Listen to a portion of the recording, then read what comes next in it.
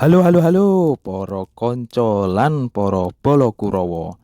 Kembali lagi di channel ini ya guys ya. Dan ini adalah video kedua saya. Banyak yang bilang kalau sekolah itu merupakan salah satu masa paling indah. Ya gimana nggak indah, baju rapi, maem disediain, nggak perlu musingin cari duit. Terus udah diberikan uang saku setiap hari ketemu teman-teman. Ya pastinya itu masa paling indah. Nggak perlu musingin kehidupan setelah dewasa ini ya guys ya. Dan untuk masa-masa sekolah pastinya banyak banget ya kenangan ya. Kenangan manis, pahit, sedih, seneng, ataupun mistis. Ya, ya saya nggak terlalu banyak sih ada kenangan-kenangan mistis. Cuma pernah selama saya menuntut ilmu sekolah atau apa gitu. Saya cuma punya kayaknya cuma dua atau tiga lah kenangan-kenangan mistis. Di antaranya waktu dulu saya SMA. Nah, pas SMA ini kebetulan sekolah saya itu emang bangunannya itu bangunan tua, bangunan peninggalan gitulah. Pokoknya bangunannya udah tua, ditambah lagi kombo double sama pohon-pohon di sekitaran sekolah saya itu emang pohon-pohonnya itu udah gede-gede banget, pohon-pohon berusia mungkin hampir ratusan tahun gitu ya. Dan kebetulan saya itu di kelasnya di ruangan yang dikatakan itu adalah bangunan lama. Nah, ada nih suatu kejadian, suatu masa pas anak-anak itu sedang khusyuk, sedang konsentrasi belajar, tiba-tiba teman saya ini cewek ya, cewek ini nggak kayak biasanya gitu kan. Jadi yang biasanya riang terus energik itu tiba-tiba dia murung, pandangannya kayak kosong gitu. Nah, semakin lama dia itu badannya itu kayak ngeluarin keringat dingin terus kayak pucet gitu. Tiba-tiba dia itu teriak-teriak histeris gitu loh, teriak-teriak yang histeris banget, yang sampai teman-teman di sampingnya itu juga ketakutan, kebingungan, terus ya pokoknya udah bercampur-campur gitu, sampai tetangga-tetangga kelas itu juga nengok ke kelas kami yang ada keributan-keributan itu. Nah, ternyata nggak cuma teman saya yang mengalami kejadian kayak gitu, ada adik kelas yang kebetulan mereka itu belajarnya di ruangan yang ruangan-ruangan tua itu. Ditambah lagi ruangan tua itu emang tepat berada di sebuah pohon besar. Nah, sama kejadiannya. Ada siswa di situ yang histeris, entah dia ngelihat apa, pokoknya histeris banget. Terus kayak terkoneksi sama teman saya. Teman saya itu maunya lari ke arah ruangan di mana adik kelas yang juga kesurupan itu, histeris itu berada. Jadi teman saya itu udah dipegangin, pokoknya udah dihambat. Dia itu pengen lari menemui si adik kelas ini. Pokoknya kayak terkoneksi gitu. Jadi udah sempet itu gempar beberapa jam pelajaran. Pokoknya dibuat untuk mengobati, menyadarkan si teman saya sama si adik kelas ini yang apa ya, yang kesurupan ini, yang histeris ini. Jadi sampai dibawa ke UKS, sampai dibawa kemana, sampai dipanggilin apa gitu. Dan saya cukup lupa sih terus endingnya kayak gimana. Pokoknya endingnya teman saya itu sama adik kelas bisa sadar dan dipulangkan lah, kalau nggak salah dipulangkan, enggak sih. Dan pengalaman mistis yang kedua kayaknya udah lulus SMA deh kayaknya, kalau nggak salah saya di bangku kuliah. Nah, di bangku kuliah ini saya punya temen, kita sebut aja Dimas gitu ya. Nah, si Dimas ini emang orangnya itu berani, nggak kenal takut. Terus dia itu suka ikut segala ekstrakurikuler yang ada di kampus. Pokoknya dia itu anti diem lah, pokoknya harus bergerak, harus menciptakan sesuatu yang seru-seru gitu ya guys. Dan pernah di suatu malam saat dia itu kan sering ikut entah itu dulu apa, paduan suara atau teater gitu ya. Nah, pas dia ada latihan saya kan nemenin ya, saya nemenin gitu.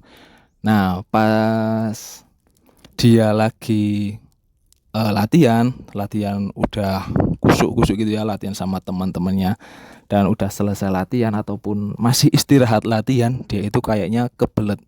Dia itu kebelet terus menuju ke arah toilet, arah WC gitu ya. Dan dia itu di sana itu entah pipis ataupun buang air besar gitu kan.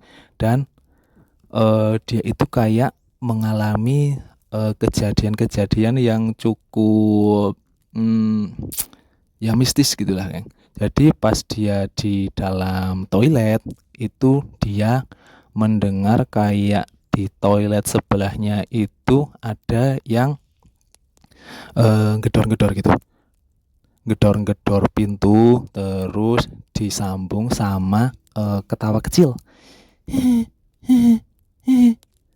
Nah, dia itu kan ya masih berpikir positif ya, mungkin dia itu mengira ada temennya yang iseng gitu. Terus si Dimas itu langsung nyaut, wes rasa diweden-wedeni, aku ora bakal wedi, gak usah nakut-nakutin, aku gak bakal takut gitu.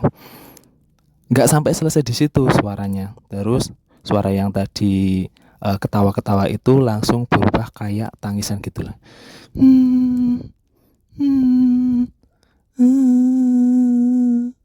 Nah, si Dimas ini udah mulai nganu nih, emosinya udah mulai naik. Langsung lah digedor pintunya. Bar. Wis diomongi rasa meden-medeni, aku kira wedi. Udah dibilangin gak usah nakut-nakutin, aku gak bakal takut sama kamu. Terus udahlah, si Dimas udah selesai terus keluar dari kamar mandi, terus nemuin teman-temannya. Dia bilang, siapa mau saya ganggu aku sing nang WC? Siapa tadi yang gangguin aku pas lagi di toilet gitu? Terus teman-temannya bilang, ya ora ono to, ngopo ganggu wong ning WC? Ya nggak ada siapa yang ganggu orang di WC, di toilet gitu. Terus si Dimasnya nyaut lagi, sing temenan, iki mau ono sing ganggu aku pas ning WC. Yang bener tadi ada loh yang ganggu aku di WC, ketawa-ketawa sama nangis-nangis. Terus yang lain bilang, ya bener nggak ada yang ganggu kamu, ngapain sih ganggu orang di toilet? Teman-temannya nyaut gitu. Terus karena Dimas masih penasaran, diajaklah teman-temannya ke sana. Terus itu, nih tadi di toilet sini nih ada yang ketawa-ketawa terus nangis-nangis sambil gedor-gedor pintu. Terus teman-temannya ya pada memastikan ya, emang nggak ada siapa-siapa di situ, dan emang toilet itu nggak ada kayak bekas-bekas pernah digunakan gitu. Nah, itu yang nggak terlalu ekstrim ya. Yang cukup ekstrim adalah, nah ini ketika Dimas itu kan basicnya itu seneng ekstrakurikuler ya, apa-apa diikutin. Salah satunya ekstrakurikuler apa itu? Teater kalau nggak salah, teater ya. Dan teater itu kan mesnya mereka, home base-nya mereka itu ada di atas aula. Nah, setelah si Dimas sama rekan-rekannya ini selesai latihan teater ya, teman-temannya itu kan memutuskan untuk pulang lah ke rumah ataupun kos masing-masing. Nah, si Dimas ini karena dia emang dia itu ngekos, jadi mungkin entah itu males pulang ke kos ataupun dia ada mengerjakan apa di kampus itu, dia mengerjakanlah di home base-nya itu, di mesnya itu ya. Terus sambil ngerjain tugas, sambil dia ngegame, terus lanjut tugas lagi, terus entah minum atau makan atau ngemil seperti itu, sampai akhirnya dia itu ketiduran di home base-nya itu. Nah, tengah malam si Dimas ini entah ngelilir atau apa, pokoknya dia kebangun di tengah malam. Antara sadar sama nggak sadar, dia itu ngedengar kayak ada anak kecil yang lagi bermain sambil ketawa-tawa. Pokoknya anak kecil yang lebih dari satu lah, 2 atau 3 gitu katanya si Dimas. Pokoknya anak kecil itu lari-larian sambil ketawa-ketawa, pokoknya buat kegaduhan. Nah, si Dimas ini udah semakin lama semakin sadar, kok ada anak kecil di sini, kok ada anak kecil main-main malam-malam, ini jam berapa gitu. Ditengoklah sekitar jam 1 ataupun setengah 2 gitu. Akhirnya si Dimas iseng-iseng keluar dari home base-nya itu. Kan posisi home base-nya atau mes-nya itu ada di atas aula ya. Jadi saat dia nengok ke bawah itu otomatis kelihatanlah aula yang cukup luas gitu.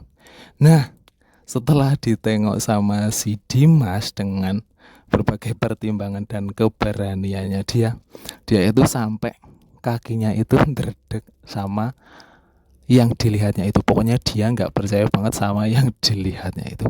Dia ngelihat beberapa sosok anak kecil, kepalanya itu pelontos, badannya itu pucat, terus kakinya agak sedikit bengkok gitu.